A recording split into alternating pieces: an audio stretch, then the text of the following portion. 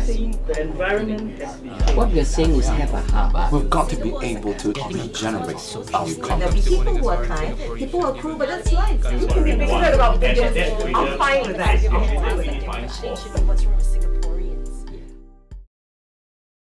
Hello and welcome to Talkabout.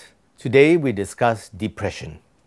When Robin Williams, the hugely and sensitively talented actor with a seemingly endless wit, committed suicide, there was a sharp focus on depression. Metabolically speaking, depression is the result of the brain chemistry gone awry. But what triggers it off, and why are some more vulnerable than others? There are deep complexities in the different perceptions and treatment of depression. But one thing though is clear: Robin Williams, like so many sufferers, had typically masked the depth of his despair. The World Health Organization estimates that 350 million people in the world suffer from depression, and by 2020 it is set to become the world's second biggest disability. In Singapore, depression is the most common mental health illness, and almost 350,000 people suffer from depression, but only a third have sought help, and then only after an average of 4 years of suffering. Now here's another big worry. Depression is likely to become the top global cause of illness among adolescents. But depression is tough to diagnose. The pain is abstract and often redirected into other external manifestations like addictions or anger.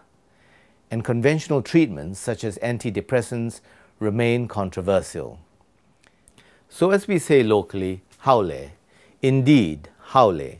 To discuss this condition, we have a psychiatrist, psychologists, a health professional, a depression sufferer, and even an alternative holistic view. I would like to welcome Choo Kiat, Executive Director, O-Joy Care Services, which specialises in looking after the psychosocial wellness of older persons.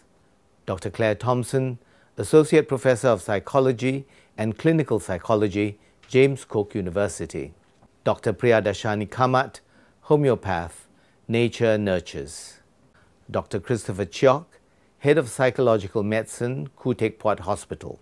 Dr. Thomas Lee, Psychiatrist, Resilience Clinic. Junina Mohammed Yusuf, a sufferer of MDD, Major Depressive Disorder, for more than 10 years. First of all, I think we want to understand what is depression. Well, depression is classified as one of the mental disorders, and there's a variety of severities, everything from mild to the most severe. Classically, the description of depression is someone who feels low persistently for a long period of time, and his sleep is interrupted, and so is his ability, his interest in life, and his appetite patterns will change. In some cases, it goes down. In some cases, he starts overeating. One of the hallmarks of depression is that this interest in life, this ability to feel happy, is diminished. And in the most severe of symptoms, in situations, the patient does feel suicidal. And in the long run, roughly about 1 in 10 patients with serious depression will take their own lives. So that is roughly the general description of depression, although there are many other aspects. What are the different forms of depression? There's many different forms of depression. So the most common one, the title is Major Depressive Disorder. MDD. Yes. But as well as that, there's things like dysthymic disorder, where the mood is not quite as depressed, but it goes on for a much longer period. Depression is one of the mood disorders, but other mood disorders include bipolar disorders, where the person has periods of mania as well as periods of depression. So periods of sort of feeling like over-energetic. There's also things like postnatal depression as well, which is one of the sort of more recently attended to areas of depression. It's certainly been around forever, but it's far more recently that's actually sort of a focus of clinical attention, if you like. But what's the cause of depression? What triggers depression in people?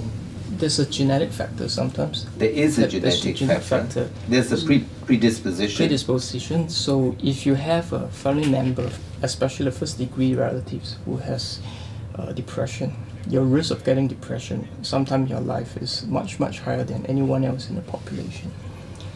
But of course, this is just a genetic part, but there are other many kind of more common reasons for depression, like the life stressors, things. So now we're moving from genetic to environmental. To environmental, okay. yeah.